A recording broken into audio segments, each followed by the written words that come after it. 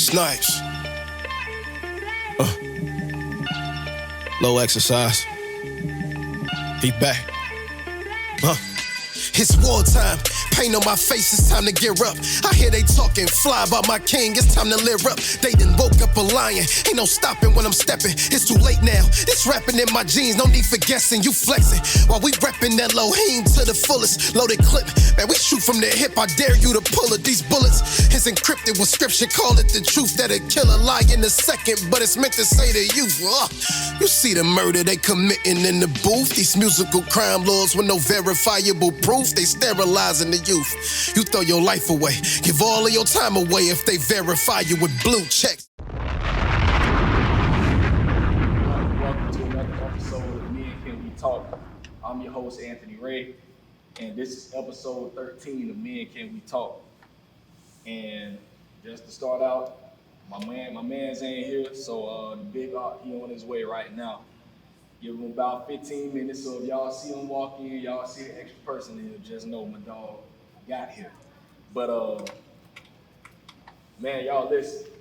First thing I need for y'all to do, for all my listeners, all the supporters out there, we need y'all to go to YouTube and find us at Me and Can We Talk Podcast on YouTube. Subscribe to the channel.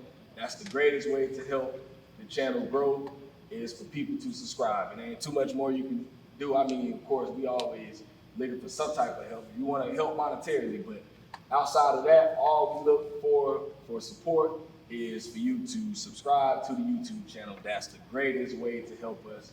You can also find us on Instagram at Me and Can We Talk Podcast. You can find us on Facebook at Me and Can We Talk Podcast. And that's about it for the housekeeping for the beginning of this podcast. Where we at, y'all. If anybody from around this area, if y'all recognize this place, yes, we are in Burger Barn, like my man like to call it. We in Burger Barn, Florida today, man. You know, also known as Title Town. That's what I'm gonna call it today, man. We're gonna call it Title Town. I know some people ain't gonna like that. You know, it's all type of stuff going on, and everybody got something to say. But hey, all I can say is the titles speak for themselves, so we're gonna let these brothers talk about that in a little bit. But yeah, we in Titletown, Florida, and then also known as Hawthorne, Florida, man. And this is a place that is near and dear to my heart. This is where all my people are from, my mom, my dad. So it's a lot of Hawthorne inside of me. So I'm always ready to rep and put on for the town, you know, and then we're gonna say also known as Gotham City. Yeah. Yeah. So, you know, the reason I really wanted to bring these brothers on, man, you know, I just really love what they're doing here with their sports program, period. I know a lot of people, like I said, a lot of people you see all over social media, everybody always got something to say. But when I come to the games, you know, what I see a lot of, I see greatness, I see commitment, I see leadership. And these are things that we should be proud of for our area. You know, I just love what they're doing. And I wanted to give them the opportunity to be able to speak about what they're doing here and give them the opportunity to speak to the people about what they're doing right here in Burger Barn, Florida, AKA Hawthorne, Florida, man. So, without further ado, man, I want, if y'all can see, we got a big old panel right here today. And we're missing some guys. We're missing some coaches. We missing some. So I'm gonna give y'all all the opportunity to say who you are. Just talking to you. JT Turner, Bubba Chuck. Coach Pope. Dustin Atkins. Greg Bowie. Cornelius Ingram. Cedric Daniels. Raymond Q. The commissioner. Yes, sir. And see, my first question is, well, I ain't even gonna have a question first. I'm gonna just make a statement. I be seeing some stuff you be talking about. I'm just gonna say this. Burger Barn ain't it for me, man. But you don't like it? No, I can't do it, man. I can't do it. We gonna start. You can't say that live. You can't say that live. Yo, listen, man. Bevs, Bell's Burgers. That's good too. You live? I'm lying. Don't do that. JT hurt. Bell's Burgers Better than Max, though. is better than everything in the area. What'd you say, kid? I don't believe that. Yeah, we don't believe that. What's your order when you go there? Man, I gotta get that double with pickles, lettuce, mayo, and mustard. Got to have it. That's why. Got to have it. Got to have it. That's what you get from Burger Barn? What you get from Burger Barn? No, from Burger Barn. Now, see, I used to like it when I was a kid. I used to get the chicken. Chicken The wings. hot sauce still the hot Okay. sauce. Yeah, The hot yeah. sauce gonna be what it Yeah, is. yeah. But I don't know. The last 2 times I had the chicken, the last time I had the chicken, it killed my stomach. And then the last time I had a burger, it did the same thing, and I was like, Maybe You was off it. It might be you, man. He ain't living right. so JT I about just to had to swing get on that you. out the way. You know, Burger Barn, I love y'all. Y'all know y'all was a big part of my childhood. You know, the milkshakes and all that. But Big I support. just can't do it. I'm sorry. I'm sorry. Don't hate me. It's all good. But the first football title in program history last year, man. Talk about how that feel. As coach, I'm gonna start with you. Talk about how you feel, how that felt. I mean, it was huge. You know, of course, you know, myself and then with 3-4 of the other guys up here played here at Hawthorne, and you know, it was a lot tougher when we were in school because there were a lot of private schools in 1A or 2A, so it was a lot harder to even make it there. So for us to be a part of it as a coaching staff and knowing what we had to go through as players here, it almost felt like we played in that state championship game. It was that big for us, and then of course other former players who's played in the program never had an opportunity to play in the state championship game. Of course, definitely not to win one either. And to be quite honest, a lot of us never made it past the first round of the playoffs As players. So for us, the last 4 or 5 years has been huge. Just being in the playoffs and continuing to play Friday night after Friday night, it was big. Of course, for our community, as you can see, all 3 times when we went, I think the crowd attendance was probably better than a lot of bigger schools who had the opportunity to play in Tallahassee. So that just shows you, man, when you're in a rural area, in a small community, everyone comes together. And we've been able to do that with football, with boys basketball, with girls basketball. And it's beautiful, man. It's beautiful. But we got some great kids that we get to coach every single day. Man, and that's one thing I always love about Hawthorne, you know, Eastside, GHS, whoever. It's anybody, if they're playing Hawthorne, I'm like, oh yeah, I got to go to the game. I Yeah. got to, because I already know Hawthorne gonna come out. Yeah. You know, there's no question about it.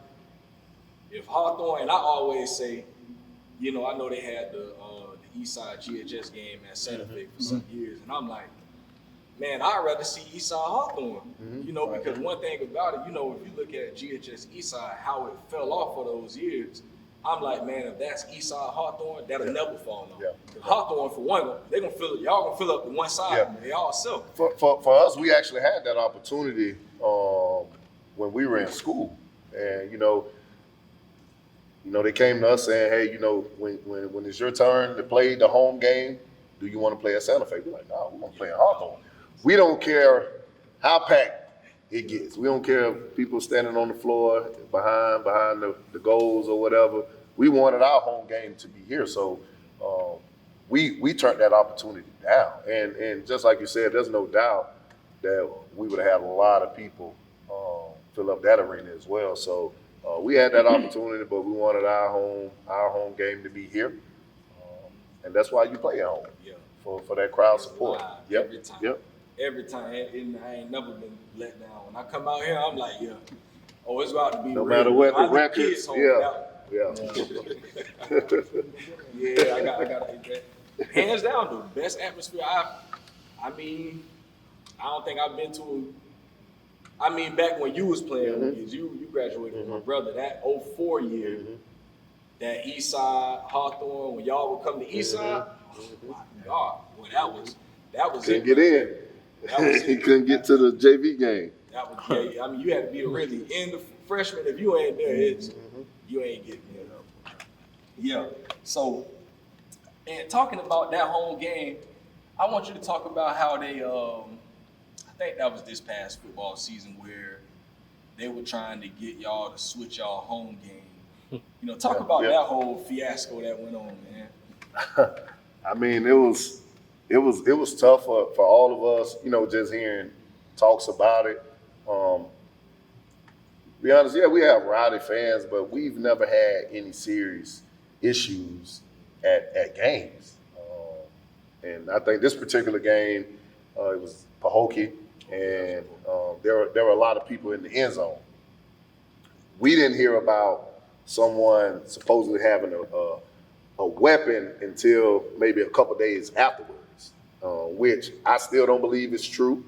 But we end up putting the fence up for our next game because we didn't want to come to Citizen Field. And we were just talking before the camera even came on about how important home field advantage is. So, you know, if we would have played at Citizen Field, you know, our kids would have, you know, they work hard for home field. That's why, you know, you try to go undefeated. You try to beat all the teams you can because we know how important home field is, especially in the playoffs. So, of course, the town was upset when they started hearing about it. You know, even as coaches as well, we were upset because we wanted that game to be home. But we did everything necessary to keep that game at home. You know, everyone was searched coming into the next game. No bags were allowed. And then, of course, like I said before, they end up putting the fence behind the field goal post, maybe about 10, 12 yards behind the field goal post where a lot of people weren't close to the field. So it ended up working out perfect. We have no problem with continuing to do that.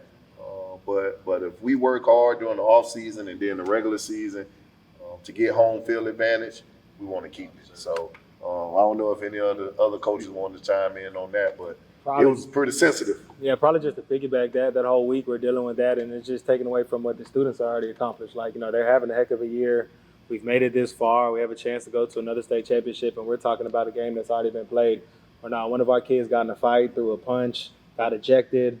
Like, it's football. There's going to be some animosity, but to have so many allegations thrown your way that's unfounded and untrue, it's frustrating. But I think our kids did a heck of a week that week, like not buying into the outside noise, and that's just a testament to them. But it was just tough taking away their accolades for something that was not even the truth. Yep. That's real. I remember hearing about that, and I'm like, because I was at that game. I think I left early, and you know, once I got home and I hear all this stuff, I'm like, I mean, it's kind of chill when I was there. I mean, it was all good, you know. And when I heard, you know, stuff about the weapons and all that, I'm like, that ain't never been an issue. Never. You know, I have never. I just say that it's 2023. You're telling me you're at an event with 1,000 people and there's multiple weapons shown and not one person take off running? Like, not today. Not today, society. I'm sorry about that. Like, I'm running. Yeah. Shoot. Yeah. We gone. No, that's real, man. How would y'all say the new classification system has affected the programming anyway? You know, now they have the 1A rule and all of that. Talk about that. I can, but I mean, for us, it hasn't changed much. Yeah. So the one we became 1R, we was 1A is pretty much the same. A few schools moved down, but not many moved out of it. But maybe with Crescent City. Yeah. So for us, it didn't change much. It affected most of the big schools because it split the metro and the suburban up. So, you know, like a school like New Hopes has a chance. They don't have to play against, you know, Broward County and Dade County and all of those schools, which, you know, we talk about all the time, a block in Orlando is more talent than probably the whole city of Gainesville, you know, and it just numbers things, right? You talking about a project housing in a big city, they may have 2,000 families in that, you know, so I understood why they did it. But it didn't really affect us much. It was the same for us. I say we were more so affected years ago when they went away with districts and trying to get a 10-game schedule year in, year out. That's the hardest thing for us. Like, it's hard for us to find to play teams throughout the regular season that's in our classification, which actually helps us for the playoffs. You know, we play tougher opponents and everything kind of gets us more battle prepared. But finding consistent 10 games and not having to travel 300, 400 miles is tough for us and tough for the families. So I think the districts going away in 1R hurt us more than the alignment and the reclassification. I'm gonna start some beef, man, because I mean, from what I always hear, you know, I'm always like, I wonder why. I would like to see everybody in the area play against each other. Right. You know, you hear rumblings, you hear people saying this, oh, Hawthorne ain't this, Hawthorne ain't that. And I always said, you know, especially years ago, you know, with Buchholz, then I would hear, you know, I just hear certain things just being on the outside, looking in. And I'm like, what's going on with the scheduling? Like, I heard somebody say, oh, well, Buchholz scared to play Hawthorne. Or, you know, it's just stuff I be hearing. Yeah. What happens with all the scheduling? I Y'all mean, say anybody around here ready for smoke? Esau, Oh, Interlochen. Stop. I will say this. Gator and I text. They were looking for a home game. We were looking for a home game. yeah. And I mean this in the most humble way. And normally when somebody says I mean something in the most humble way, you're about to say something probably cocky, right? But we just felt like we were the top dogs, and if we're gonna start this. we're gonna start playing each other, it'll start in Hawthorne. And then our former principal also kind of had some disagreements, so we weren't able to schedule this upcoming season. But Gator and I definitely text. He was looking for a home game, and we wanted a home game as well. So They on Twitter looking for a road game though, week 9. hey, I normally just get on Twitter to pump my guys, reach out to some coaches. I try to stay out of it, man. But other than that, like no other coaches has contacted me. You know, so I don't talk to players. You know, I would rather talk to the head coach or the athletic director at that particular school. But you know, our guys, they also do a lot of talking. So I'm not just talking about the other kids at other schools. Our guys sell a lot of wolf tickets, and they don't understand how stuff necessarily works all the time. So, but, you know, man to man, if a coach reach out, if we can figure something out, trust me, we'll get to the table, we'll talk amongst coaches, we'll get with the principal or whoever and try to set it up if possible. But a lot of times for us, certain schools shouldn't be worried about us. And I'm just being real. And this is not just around here. There's other schools who probably should be playing those schools who have the same amount of kids that they have in their school, you know, and a lot of people get all bent out of shape about us. And I know we've had success. I know we've had kids transferred here. I lost 8 transfers last year. 5 of those guys were starters at the school that they end up going to. I didn't call one person. I didn't turn anybody in. I didn't care. And even with these kids leaving, when I would see them at their games or any other games, I speak, I hug them, I ask them how they're doing. And it's not personal because times are different. You know, now when we were in school, you know, we just felt like, okay, we could never leave Hawthorne. And we never really thought about transferring. So times are different now, not only for other schools that lose players, but us as well, like I said. And we won the championship, and like I said, 5 of those guys out of the 8 were starters for me. So imagine if I still had those guys on the team. You know, so it happens at every school. We line up and play with whoever we have, and we prepare every kid as if they're going to start a play a lot of minutes in every game. That's our approach. And see, and that I love that. I always love that about Hawthorne because it's like year in, year out. You know, at least y'all competing. Yes. And like even when it comes to basketball, I always say this about the boys basketball team.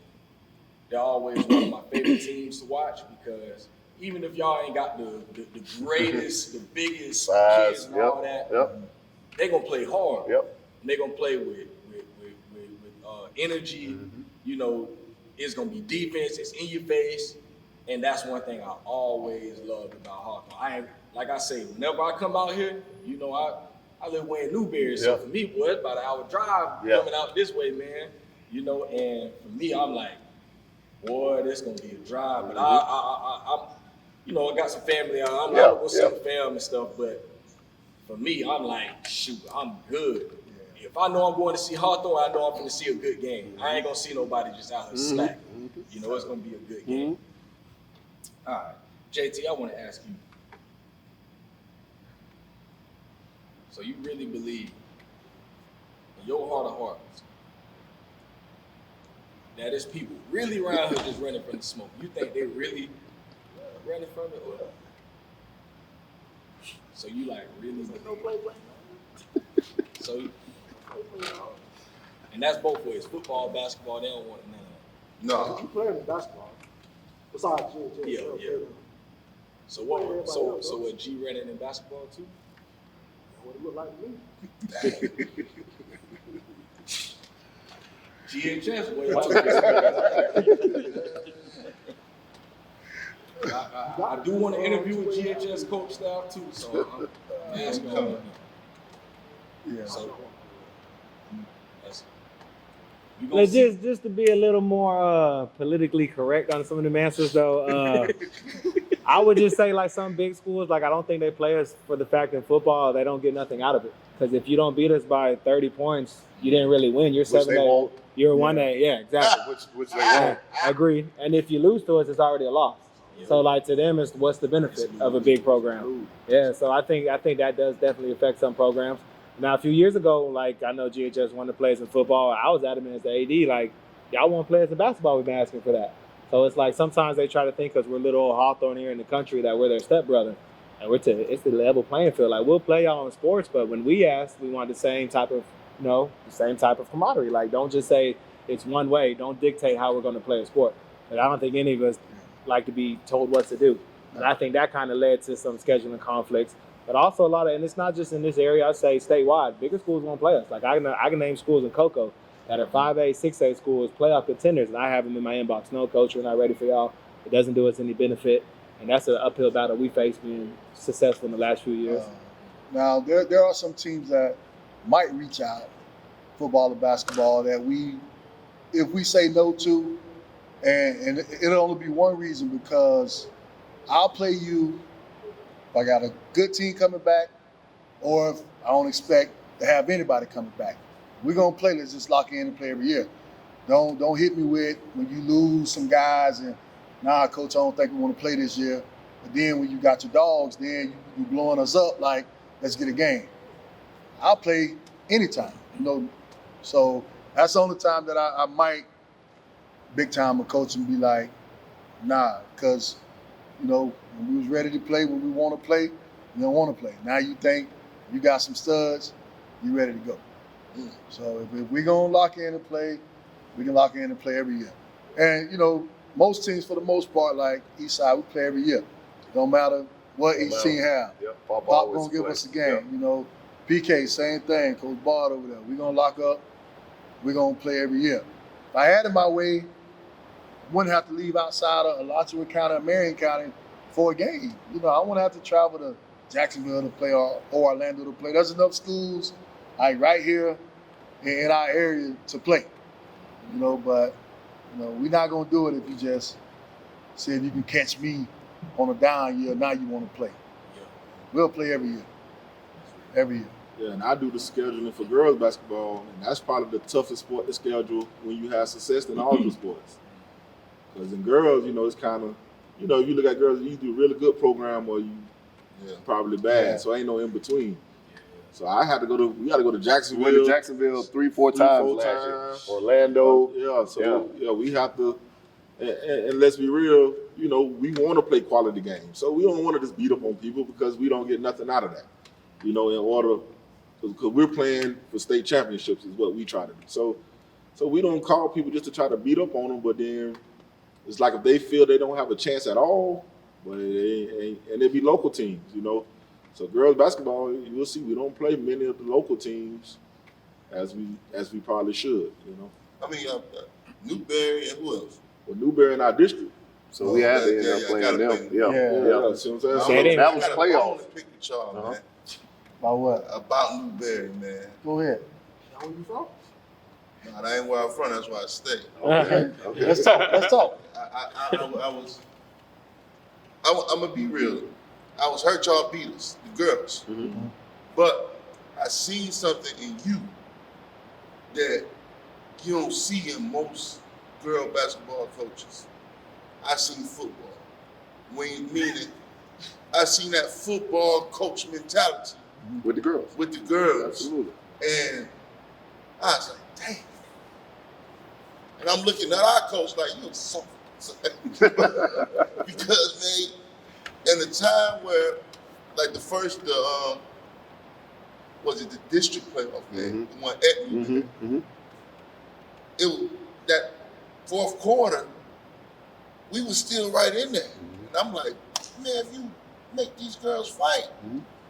But that's how you feel. We ain't have a was up doubt. 20. No, that's what I'm saying. We ain't have a doubt. I know y'all did. Yeah. I can see that Yeah. from y'all girls. Yeah. The attitude never changed. Yeah. But our girls, they were so up and down. Yeah. And I'm looking at the coach in the same manner. And the only reason I recognize it because I'm a football player. So I'm like, that's football. That's all football. And then not only that, of course, Coach Q is my assistant, and my girls are the water girls For the during football season. So even when they're not in the gym competing or doing drills, right? They see their head coach being competitive, coaching extremely hard to a pretty good football program and guys they see every day in school. So once I get to girls basketball practice, they're not fazed about me yelling because they've been out there on the field all year. Or when basketball season officially starts and we're normally in the playoffs with football, those girls will wait on me to come in the gym and they're ready to practice once I walk through that back door. So we developed a program and I've had some really good players. We coach extremely hard and we treat all our players fair. That's boys basketball, football, and girls. And it's one big family here, and I think when the girls see the football team have success, they know when girls basketball season comes around, hey, I want that same feeling. And No matter what it takes. And I'll be honest, like I've been in the locker room before, like if he don't yell at the girls, they'll think something's wrong with him. Yeah, they'll They think want something that. is wrong with me. They Like want I that took a same different approach. intensity. Same intensity he is on the football field, they want that. And they embrace that. They get it worse. Yeah, they get it worse. The girls get it worse. Yeah, the girls, they get it worse. And they take it, and like they said, they actually want that. Yep. So they don't want to be baby. They don't want to be, treated like a girl for sake. So they want to be pushed, and they take Yes. it. Yeah. Yes. And That's awesome, man. Yeah. But I was mad. I was sick to my stomach. Yeah. the other difference, though, on the outside looking in, if you don't know, you're like, if you come here and just watch what happens over the summer.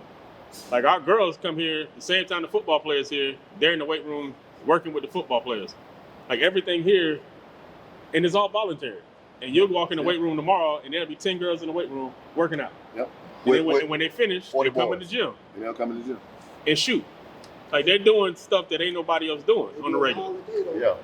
And, Like- they do a mile a day. Like the behind the scenes is unmatched. The behind the scenes, not only with girls, but our football program, the behind the scenes and being the head coach in today's society, right?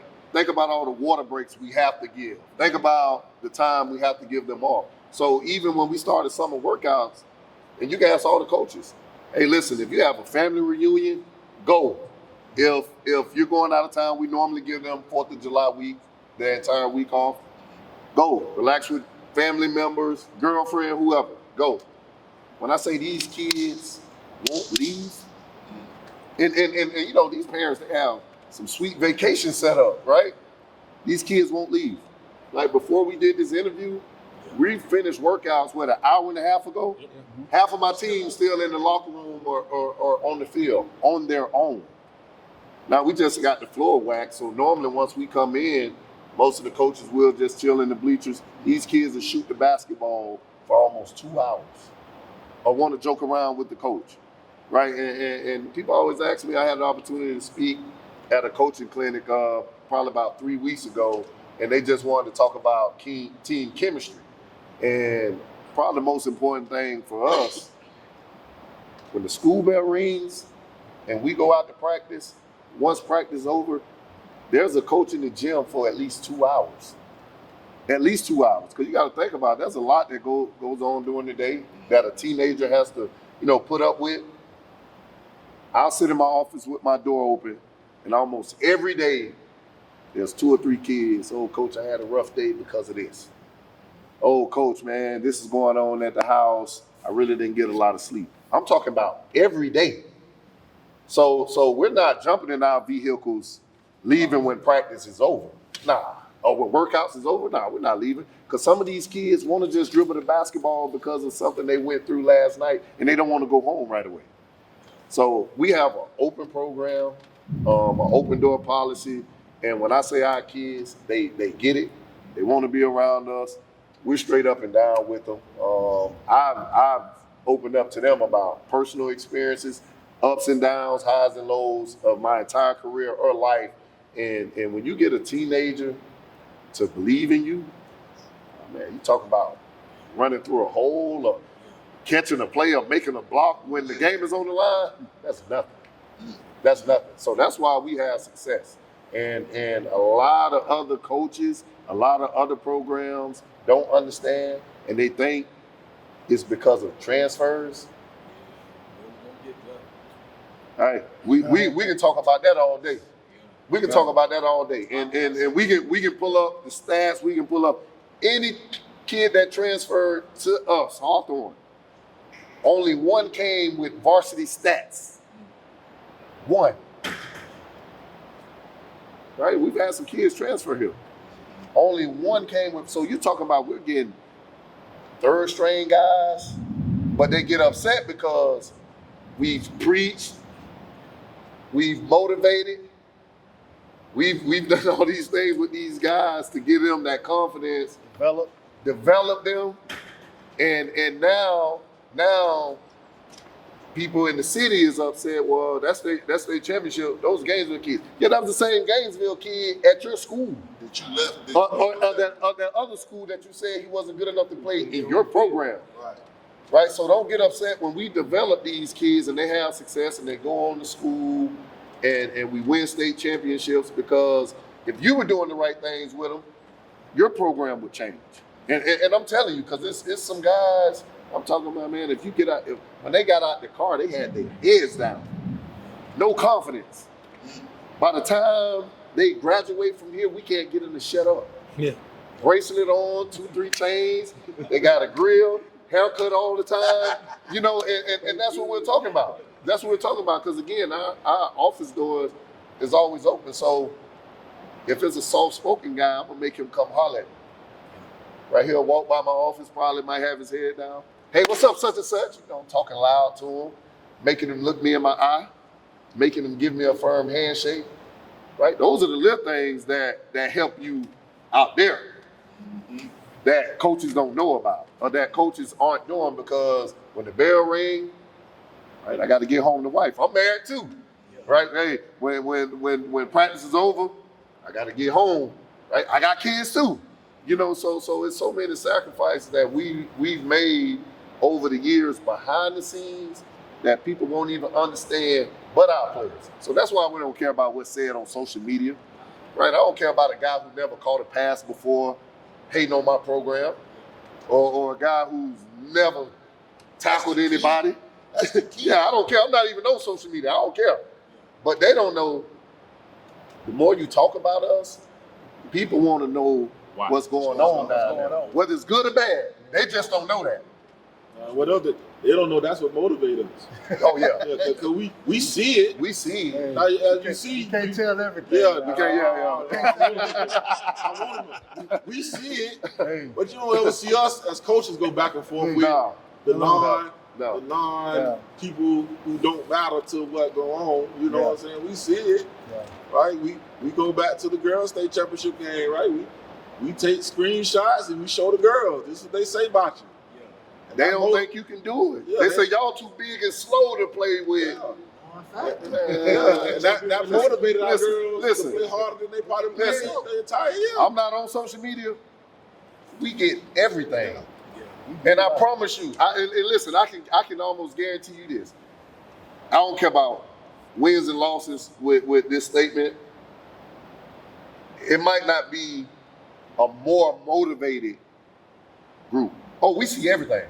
So right, just think, right? How I just talked about these kids going through stuff at home, right? As coaches, as fathers, as brothers, uncles, right? We have stuff that we go through in our personal lives. So when we get to work out, right, we probably didn't sleep a lot last night because this happened. Hey, but I can go to my phone and remember what that sucker who ain't ever dribbled a basketball said about my girls. Oh man, we gonna so we're highly motivated, even though we don't respond to a lot of stuff. Watch you lose. We're highly motivated.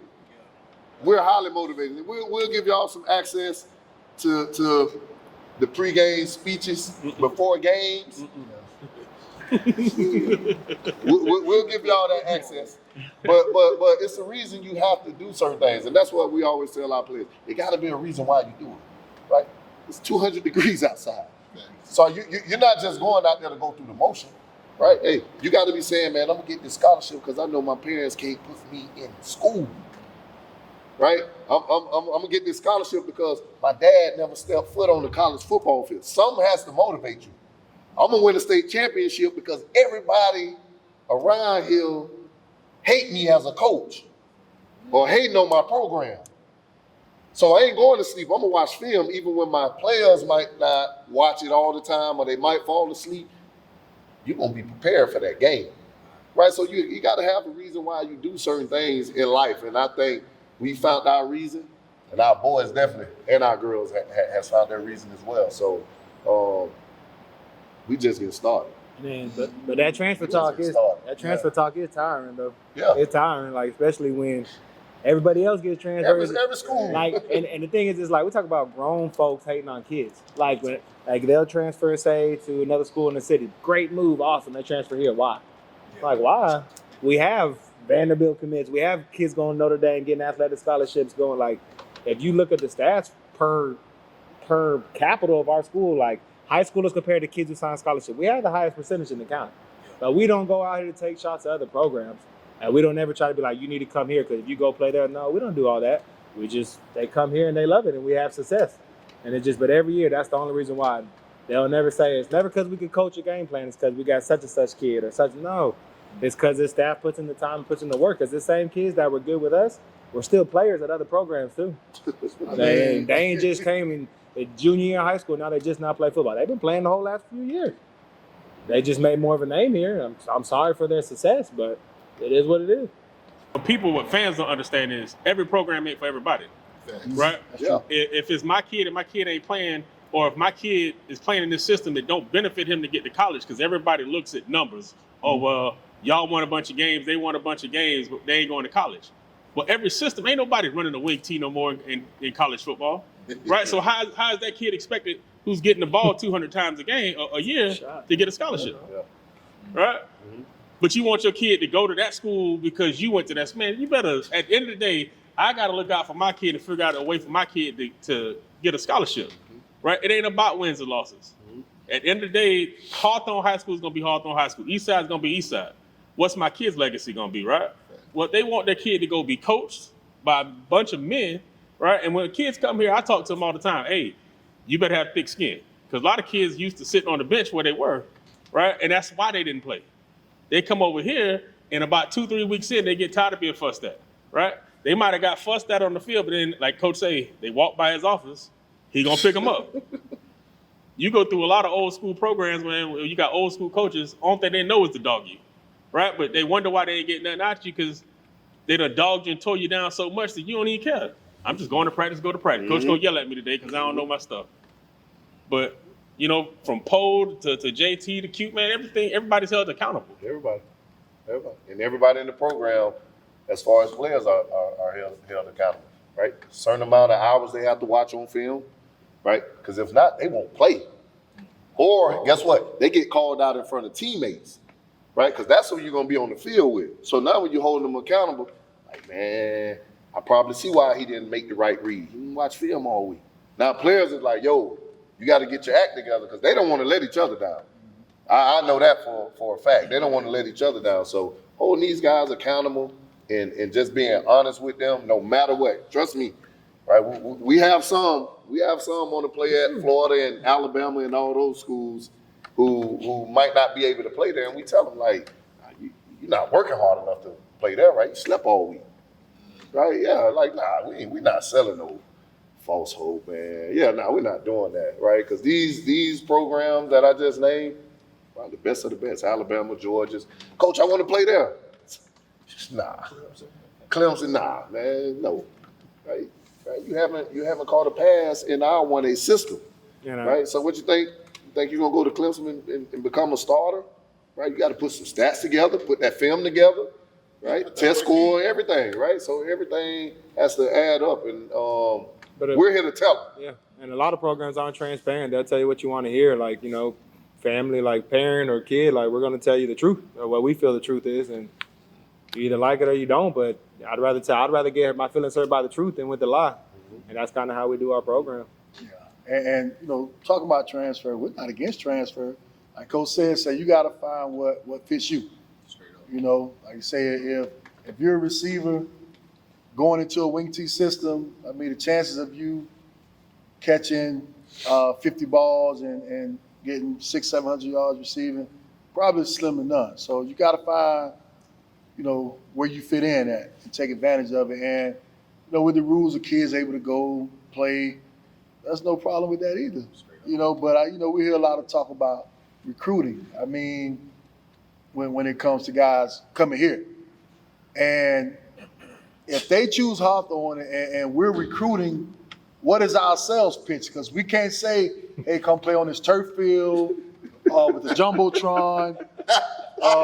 Worst field in the county. Hey, listen. Worst field in the county. You're going to come and Playing for the 5,000 people in the gym. Practice facility is top notch. Worst locker room in the county. That's two. And we going to have Unlimited gear. Unlimited gear, right? 3 helmets. No burger bar. Yeah. Now that's our guy. So now I got a question about what's up? Yeah. I do. Because I was told the other day, I ain't going to mention the school name. Oh, mention. No, but they have practice pads and game pads. All right. Okay. What's that? Who? We got that? That's That's a high school? That's a high school? Oh, okay. In the area? Yeah. I love it. Okay. So I ain't never had that. listen. Same Us pair, either. same pair of pants you get from jump all the way through. Listen, I got to give my guys a lot of credit. I got to give my players a lot of credit. Of course, my coaches. If you end up here on game day, you would see all kinds of screwdrivers, Working. guys fixing their helmets, their shoulder pads. Listen, there's not a brand new set of shoulder pads in there. We haven't had a brand new set of shoulder pads since I've been coaching. See, my passing up. Right, since I've been coaching. No, real talk. No, listen. So you talking about 8 years, same equipment, right? 8 years, right? Those shirts, right? Coach got a printing machine. I'll blow your mind. Before the state championship game, I'll blow y'all mind. Before the state championship game, of course, we had to decide what day we wanted to leave on. We want to go up the day early, all that kind of stuff. So we left the day of the game, right? Mm-hmm. So before we got on the charter bus, all of the coaching staff went into his classroom, and we stamped and made our state championship shirts. That we coached in. Swear to God. We stamped them. No kids. Hey, I hit Coach Q, hey man, I got to do an interview. Can you stamp me a shirt? Send one of the students to come get it. Got that G-Man from the corner store. I kid you not. Listen. No, and this is why we're so passionate. Because no one gives us anything. Listen, one time I had to close my brother was in the office. I had to close my office door because I was about to cry because it hit you. He got you? Got me. The Hornet's nest, dog. A hornet that got him. A hornet that got him. That was a burger-born hornet. That was a burger-born hornet. So I got a question for you, C.I. What is it like coaching your son on both ends? You know, well, Greg, you got basketball. Mm-hmm. But what is it like coaching your son? Like, how do you coach him? Well, I think the best part about, our coaching staff, like I really like deal with these guys outside of coaching. And you talking about like always invited to my wedding, like everything. Like we talk about personal stuff, of course, football over the weekends. So they've actually helped me kind of slow down with him because, you look at CJ Frame sometimes and you'll think he's a 17, 18-year-old kid. And, I coach everyone extremely hard, but him, I started noticing that I wouldn't become dad on the way home. I'm still coach, and I'm still riding them about something. Where, I've been able to talk to these guys and of course, become a lot better with coaching him once we leave. But it's fun, man. Playing with Dustin, I know a couple times on the sideline, Dustin will, walk by. Well, he looked like you did, when you were in school. Or I don't know if you were doing that then, so there's so many like positive things that I get to witness with him. And then, just having a lot of success as a ball player, high school, college, having the opportunity to play in the league and winning national championships, accomplishing a lot. When I won that state championship and I was able to hug my brother, my son, doing it with guys I went to school with and played ball with here, it's probably the best feeling I ever had in my life. So it's special, man. I think he hasn't even tapped into what he's gonna really become because the first 2 games of the season, he threw for over 150, ran for over 100 yards the first 2 games. Then he had a bad ankle injury, which nagged him all year. And of course, he aggravated that same ankle going into the state championship game. So he was never healthy after week 2 or 3. So a lot of people hasn't even seen what he can do. And he showed some flashes this year, running the ball, throwing the ball. It's very exciting, man. It's very exciting. And, just to be able to coach him, smart kid, he understands. He's a locker room guy, very unselfish. But you talk about special cat and having the opportunity to coach him and witness it from the sideline, one of the best feelings I can experience for sure. That's what's up. Yep. I got a question for you in that same manner. Playing from your perspective, playing in a time where football was football. Mm-hmm. How do you coach all your children now? How does that come out? Well, again, the coaching staff, like I said before, we're close. So in between water breaks, normally the coaches, we huddle up and we just talk about, was it this hot when we were in school? and listen, there's no way because I would have just focused on basketball. There's no way that's the same heat that we played in. So the coach, hey, let's give them 2 more extra breaks. Let's give them this. Let's give them that. And of course, just from a safety standpoint, I can't even imagine how many guys I played with had a concussion. Facts. Right, so nowadays there's, the cold words. Yeah, if you say, "Oh, I'm lightheaded," or "I'm dizzy," right, the trainer has to pull you off the field. So of course, it was a little bit more Iron Man football when I was playing, but right, you have to be sensitive to the matter because there's a lot of things involved with running a football program, and I always try to be cautious. The coaches also do a great job. Hey, if you feeling anything, like, let us know. See the trainer. Extra water breaks. So even though we're a little old school as far as how we came up playing ball, we do understand that times are different now. So we have to make sure these kids are well taken care of. All the breaks you can, and just you should hear us at the end of practice. Hey, right? Hey, getting hydrated, right?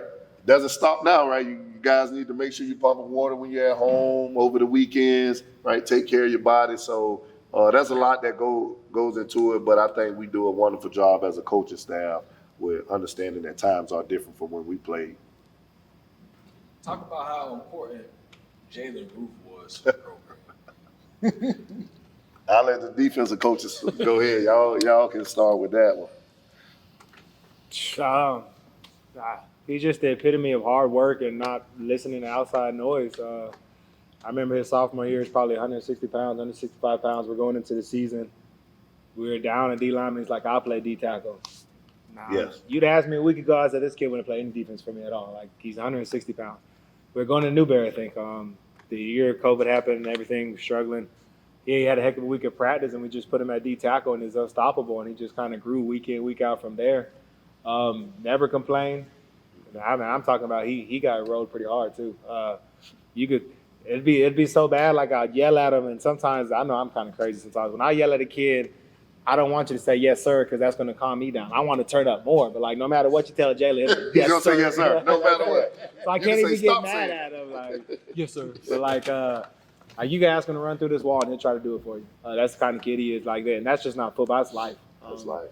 Like if you need him on the weekend, hey Jalen, what you doing? I might need something done at the house. He'll try to come and get it done. Great kid, not only for the sports program, for the school in general. Like likes to network with younger kids. Like likes the youth. Never saw a challenge he wouldn't tackle. Like, and he thinks now he'll tell you right now he'll go tackle the best running back in the NFL, and he fully believes it. Yes. So he's a little crazy, and I think that's what made him great. But just not only him going to college, him to go to a prestigious college like Vanderbilt, and that's one of the things that he kind of he told us, like, that's a place where even if I don't make it, I'm gonna make it. You don't have to make it in football to make it, because you go there, you network, you meet some of the right people at Vanderbilt, you're set for life. Yep. So that to me is, he ain't my son, but it's like watching my son graduate and go to college like that. That's just watching him go from no one knew who he was to he was talked about across the state of Florida his junior and senior year. It was special. Man,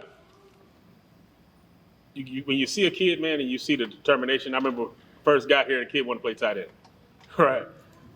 2 feet for him. He wanted to give up, man. And he just like, nah, I'm gonna be great. Like he had that No matter mindset. what. Just I'm gonna be a tight end. Like, nah, dog, you ain't no tight end. Like it was. Even now, watching him catch the ball, even though you can catch it now, it's still kind of funny. Yeah. Right. I remember we went down south. We played somebody down south. It was his coming out game. He had like 14. Oh no, he had 7 sacks. I think it was 9. Not 9 sacks Tavares. in a game. Yes. In a game, and that, like from that, and what people don't understand, he won Defensive Player of the Year as a sophomore and didn't start the season as a defensive end. Like D said, he came in probably Newberry week, midway through the season, and just never turned back. Like if we needed a spark in practice, like Jalen, man, we need to get this going. Jalen was that dude. Like, and you watch it, coach say, man, everybody up, and the person to be on the knee sitting there looking at you like a puppy, wide-eyed on Christmas, was Jalen. Like he's yes sir, no sir. He's the guy you want to be around to talk to young cats and just, you want to start a program, and they said, well, how am I going to start? I need 11 other guys like him. They don't have to be his size. I just need a football player who's going to beat him. Yep. And as good as Jalen wanted to do, he didn't care about stats. If Coach Bowie said, I need someone to block, he'd be the first one to run in. I'll block. Like he don't care about getting the ball. He doesn't care about First making one, the man. tackle. He cares about celebrating with his teammates and winning. And he's won in life because of that. Like, I remember a play I put on his highlight film, and like if you just watch the film, you don't see it. Slate, and y'all might remember this. This fool wasn't. No, we were at Yuli. home, and he was It was cramping. Yuli. He was crying. He was crying. He was cramping so bad. We like got to get him out. He was like, no. That fool comes out. He might have had a strip sack for a touchdown or whatever. Oh yeah, no, in the end zone, close to the scoreboard. concession. Yeah. And he was like, we were about to take him out the game. He's like, nah. He can barely lock his leg out. Yep. Strip sack for a touchdown.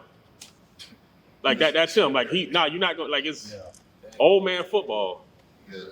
Right, you talking about a guy who sings in his church choir, who's in FFA, raising his animals.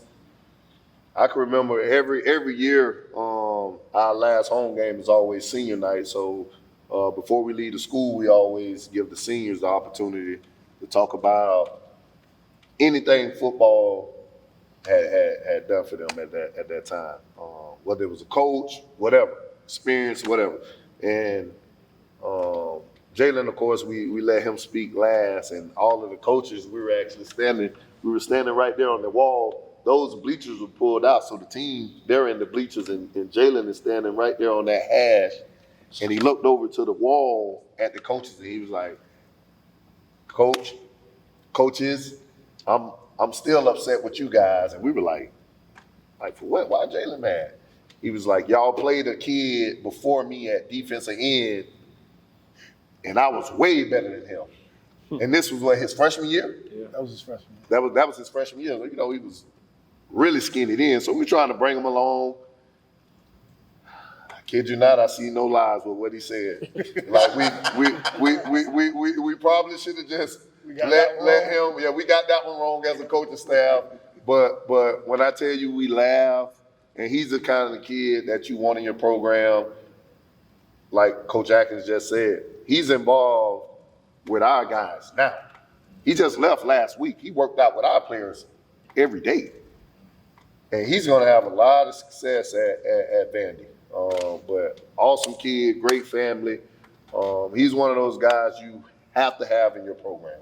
You have to have in your program no matter what, because he can change a lot of things. Locker room guy, awesome. Everybody just loved him, man. I was so happy for all of his success, because he's the true definition of hard work. I'm talking about no offers. Never came to me and said, Coach, when I'm gonna get offered? Coach, do you know this coach? Never. When I say he worked his butt off every single day, and I'll leave you with this. Probably one of the practices, of course, we're offensive guys. We got the best of the defense and Jalen that day, and some of our guys were talking trash. When I tell you, he was in the first one in the locker room once practice was over. So all the coaches were walking off the field. We was like, Jalen, mad. The next day, the very next day, school's out. We normally practice, 2:30? He was out on the field almost maybe 2:10, waiting on us to get to practice. Now, yeah, so he's already on the field, waiting on practice. I'm the scout team quarterback, right? I'm trying to, relive some of my quarterback days. So I'm the scout team quarterback. When I tell you I got up under the center, I looked at Jalen, I said, whatever you do, you better not hit me. We knew he was mad. Listen, he had his feet. He was shaking in his stance. I was in my cadence. I had to stop my cadence to tell him, listen, you better not hit me. I know you upset. When I say he ran through everybody that day, and the defense made us look like we never played offense before, oh, no. He's the ultimate competitor. I'm blessed. We're blessed to be able to coach a guy like that, because he'll live throughout our program forever, because all these young kids played with him or they're around him. One of the best. Yep. Awesome kid. Love to hear that. Yep. It's funny. I was friends with one of his older brothers from out in Arcadia. Mm-hmm. So when he told me, he was like, man, I got a brother playing for Hawthorne. I'm like, Hawthorne? Mm-hmm. I'm like, where that even come from? Yeah. When I heard about who he was, I'm like, oh, that's his brother. And when I seen that joker play, I was like, yeah. I called my boy, I say, Real deal. Man, bro, where this man even come from? Real deal. Real deal. Yep. And the crazy thing was he was torn about going to enroll early for college because he didn't want to let his teammates down for basketball. He wanted to play basketball. Yeah. Yeah, we would have had him for basketball, and we had a good year. If we would have had him for basketball, yeah, it would have definitely been special. It would have definitely been special. But that's one thing I say, the selflessness of the coaches. Like, how many programs would say, nah, wait till summer to go to college. Like, you can help us in basketball. We can win a state championship. Like, but Coach Bowie, Coach Ingham, all them, they let them know, like, yeah, you can and you will help us, but at the same time, your future's already set. Mm-hmm. Like, they didn't hold him back. They didn't say, hey, they didn't sacrifice 6 months of his life for 3 months of a basketball career. Like, no, your future is football. It's set in stone. You could go early to a great college. Like, go, and there's not too many coaches that you're gonna find that will support a kid going when it takes from their program. And I think that's what makes us special. And with him leaving early, he's gained almost 20 pounds. Yes. 220. Yeah. With him leaving early, oh no, he looks like he's been there for like 3 years already. Yeah. Play in. Motor. Ooh. Legit. Well, I know he ran 4.5, maybe 4.4, definitely 4.5. Oh yeah. I like him 4-4. Yeah. Especially somebody beside him. Yeah. Awesome kid, man. How proud of y'all of Devin Lawrence and what he's doing? Devin popped it off for us, man.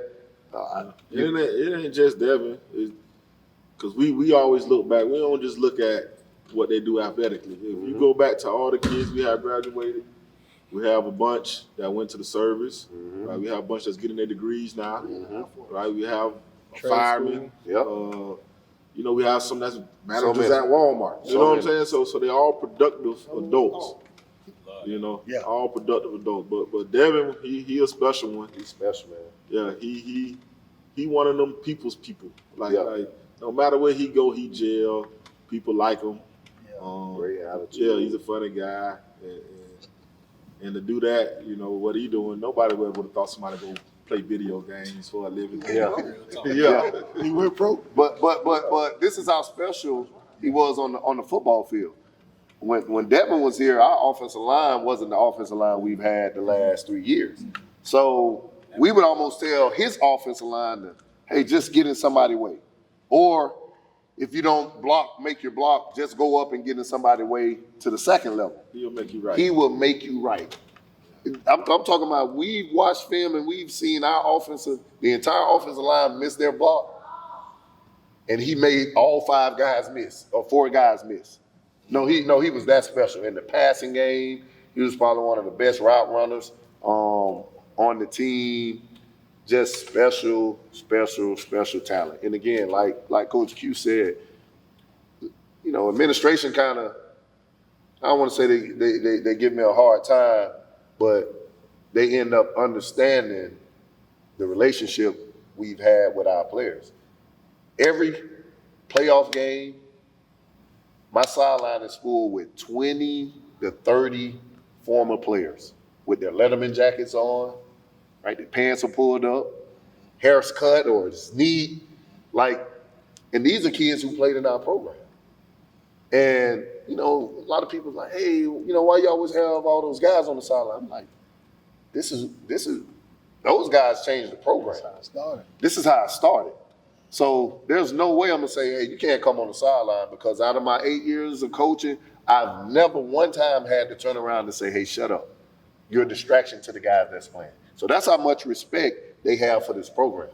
And you're talking about 30 guys that played in this program between the ages of, 20, 25, something like that. Very respectful. They're not loud on the sidelines. They want to be a part of what we've been able to do. And all those guys, they won a state championship, but they're going on in the military, jobs, what have you, and that's what it's about when you're building a program. Now what Devin did on the field was effortless. Football wasn't even his passion. Basketball was his passion. We begged him to play football. Yeah. And when he played it, it was effortless. I'm like, he's running, guys coming really trying to take him out, and just a little subtle move, or I know you've seen his leg, his calf, his calf was like that right there. So one guy wasn't tackling him. One guy. The first guy gonna always miss, and if two happen to get him, he's gonna carry them an extra 2 to 5 yards. He just did it with ease, man. It was actually something to watch, and we'll be on the sideline. I remember this particular play. I think it might have been at Union County. QB was handing the ball off, and the guy was already in. Like tackling both of them, basically. Yeah, so he's getting the ball and spinning at the same time, and we sitting there like, y'all just see that? So he always did stuff during the course of the game that we just shake our head. I don't know how he did that. All that with turf toe. Yeah, with turf toe the whole year. The last play I want to ask y'all about, man, is what comes to y'all mind when you think about Khalil Jackson? Untapped potential. Yeah. Like, he can have it all. Like, one of the most explosive kids I've coached. And done it. It looks like he just rolled out of bed and run a 4-4. Yeah. Mr. Nonchalant. Nonchalant. Mr. Nonchalant. Khalil don't get too high, he don't get too low, but can do everything. He run, he jump, hurdles, Everything. Yeah. Like, I thought he was a professional hurdler when I first seen him run hurdles. Yeah. I'm like, everybody can't run hurdles like that. What year he graduated? What was that? 19? Best quarterback in the area that year. 19? 19. He was this man. When he's taking shots? Taking shots. Boy, that dude, that's something else, boy. Best quarterback in the area. He was special. He had a big year for us, and then of course, the training that he had as a youngster was probably better than a lot of kids at that age. Shout out to Willie, man. Willie Jack. He was on the coaching staff. I can remember when Sir was coming up, I was at UF, and this morning we had stadiums. We had a stadium run. And I think we had to be inside the stadium at 5:45. We were getting in. Willie was finishing up working out Sir. Like, they probably got here at 4 o'clock, man. Willie crazy. But when I say he breeds those kind of athletes and he trains them, and it was just a great fit when Willie was here as the OC and Khalil was here. I hope he do special things at PK, man. Willie, I just feel like Willie Jack, he'll always be a part of this family.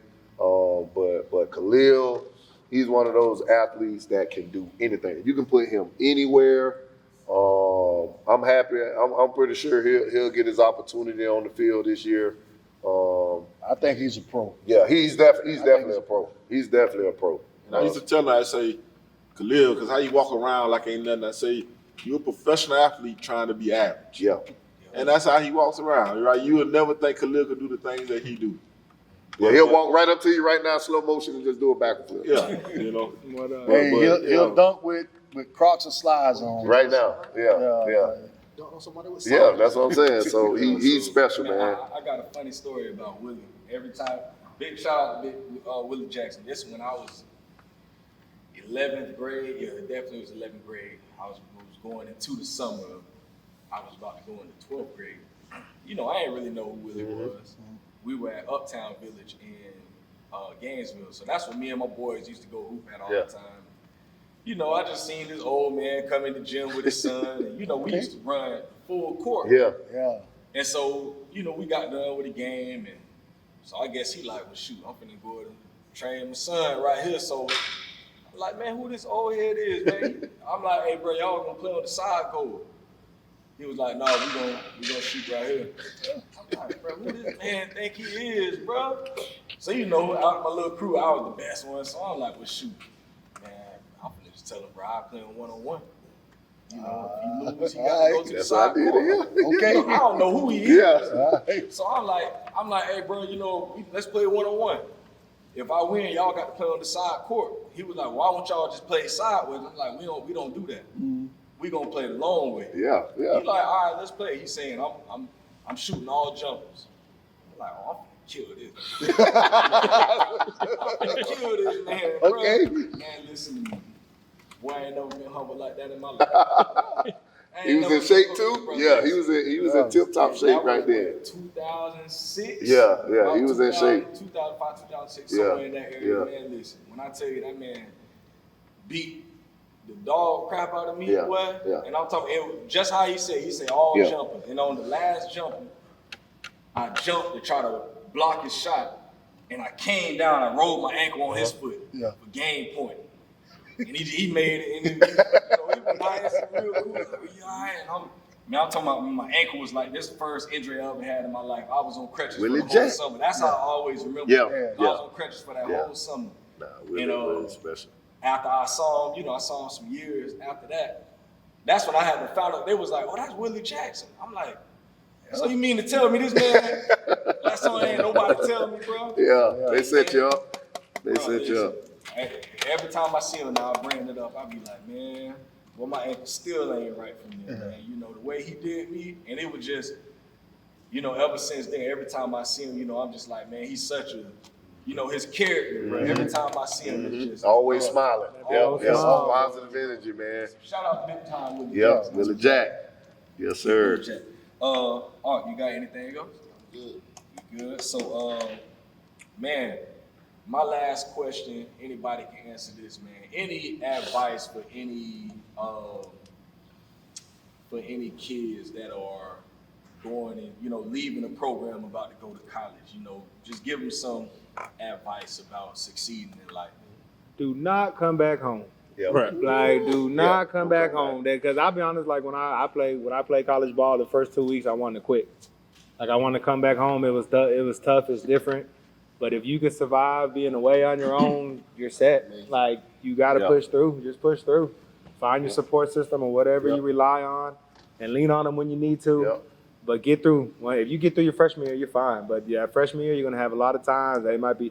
I could come home just for this weekend. That weekend turned into a weekend. You don't go back. Like don't come back. Get out and experience the world. And that's. I think so many people are scared to leave the nest, and they always look for a reason to return. And we've seen so many kids that won't take scholarships because they're out of state. Yep. Like that's the biggest thing. Just go live. Like you have a life to live. Experience. It's a big old world out here. Like it's more than just Florida, just Gainesville, and just Alachua County. Just try it.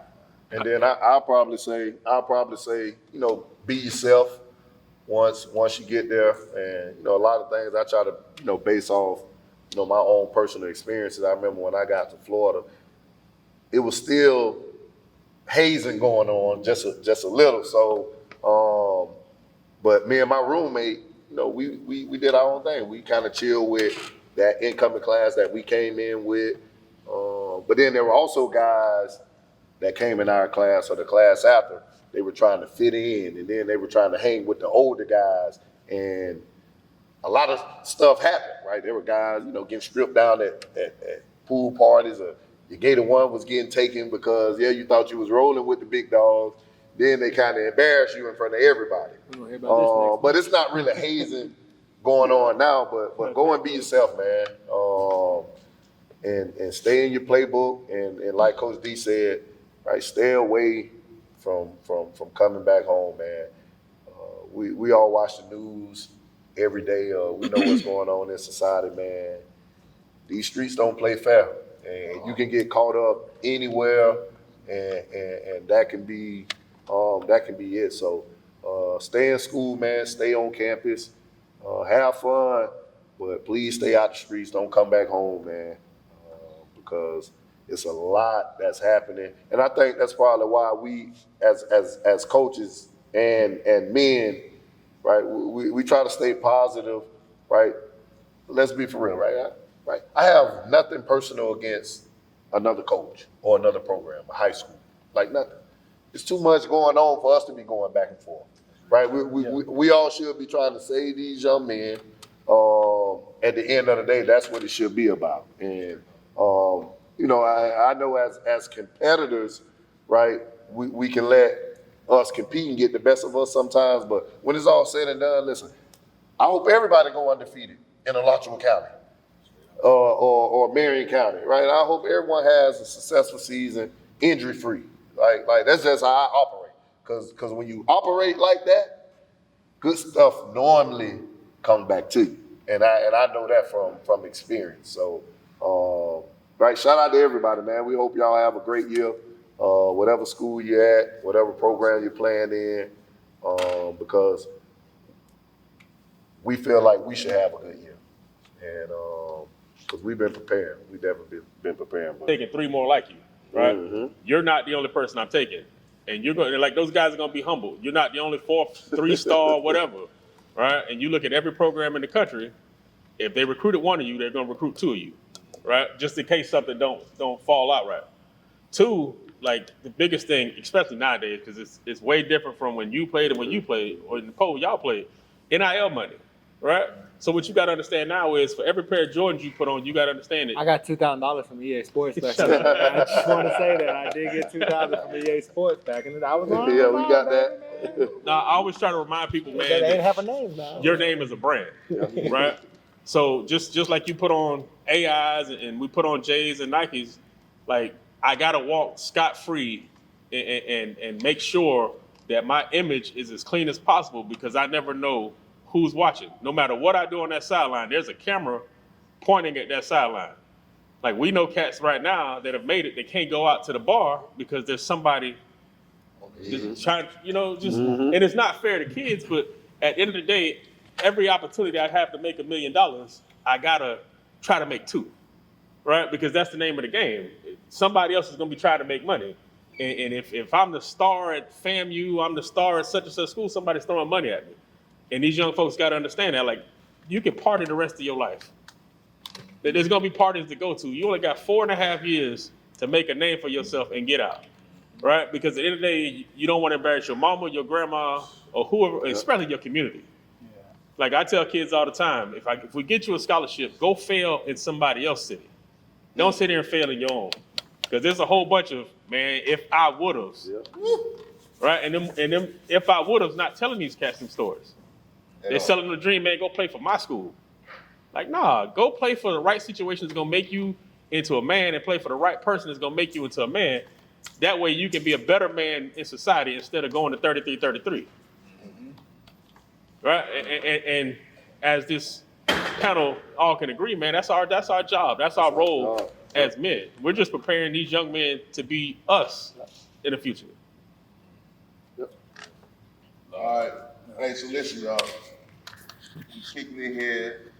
Coaches, Hawthorne on it. Y'all heard our discussion. You got some money in your pocket? Give to any school in your area. Some schools don't have what other schools have. Some don't have the support that others have. I'm advocating for this school here because they deserve it. So if you watching, you feel like opening up your Cash App or your checkbook or whatever, please donate. Reach out to these men because they're doing a dynamic work for your children and for the community. So help out because we all we got. Mm-hmm. We only gonna get as far as we push each other. Well, I just want to say I appreciate y'all, man. For taking this time out of y'all day. I've been trying to get this interview for a minute, man. So I appreciate y'all for just taking out this time and sitting with us, man. I enjoyed my time, and just being able to hear the heart of the coaches, man. It all starts with y'all, man. In all honesty, the program ain't a program without the coaches. So. I just want to say I'm proud of y'all, man. Keep doing what y'all doing. I'm definitely going to be at the games this year, just coming to check y'all out, seeing what you about. And I just want to say I appreciate y'all. Yes, sir. Appreciate it. Thank you. Yes, sir. Yeah, appreciate it.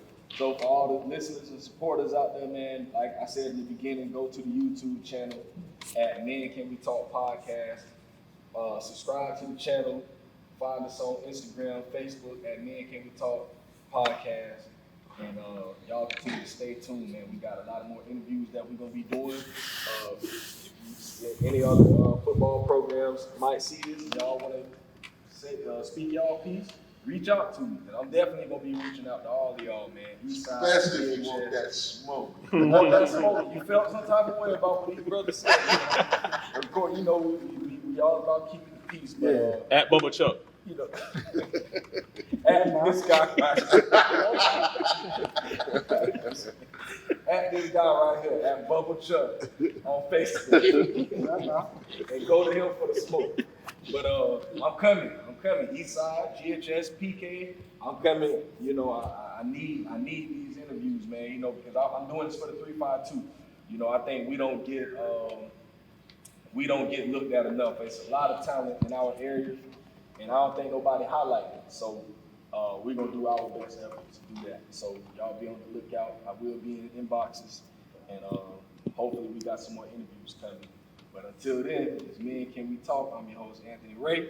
I'm your big Andrea Maccabee. And it's episode 13 of Me and Can We Talk. Y'all know that thing. Snipes. Low exercise. He back. It's wartime. Pain on my face, it's time to gear up. I hear they talking fly about my king, it's time to live up. They done woke up a lion, ain't no stopping when I'm stepping. It's too late now, this rapping in my jeans, no need for guessing. You flexing, while we repping that Elohim to the fullest. Loaded clip, man, we shoot from the hip, I dare you to pull it. These bullets is encrypted with scripture, call it the truth. That'll kill a lie in a second, but it's meant to say to you. You see the murder they committing in the booth. These musical crime lords with no verifiable proof, they sterilizing the youth. You throw your life away, give all of your time away if they verify you with blue checks. You don't see it? Okay, I ain't mad at that. Pillars eyelids, that's something we do. Clear up that cataracts, snap a cap. What I'm telling you is the facts, this ain't no battle rap. Your opponent's out of your habitat. Matter of fact, I'm just gonna give it to you straight 180 degrees. Cooking these rappers, prepare my plate, I need a full course. I ain't for the hype, I'm going full force. They trying to separate, well then, it's time to pull a torch. I'm mad now.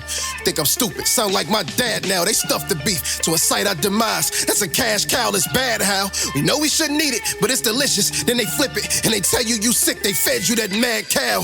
Turn back to your maker the only way. Cause they masked up, we wrestle with spirits, McFoley face. But it's time to shed that flesh like dead skin.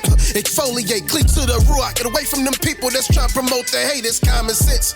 Honor him, what kind of mind you in? Protect your energy. Lama Shiach to be your conduit. You a condiment. He the main dish, just mind your place. That's what I condiment. Obey and watch him. You a condiment. He the main dish, just mind your place. That's what I condiment. You gotta let it Obey breathe. and watch him. You a condiment. He the main dish, just mind your place. That's what I condiment. Obey and watch him. Look. Hold up, wait a minute. Y'all thought I was finished? I gotta address the people like I'm running for Senate. Listen, I'm overexhausted with brother sipping. Castrate your manhood for the box, looking like Pharaoh's henchmen. Smear the women? Nah, I can't, cause they bear the children.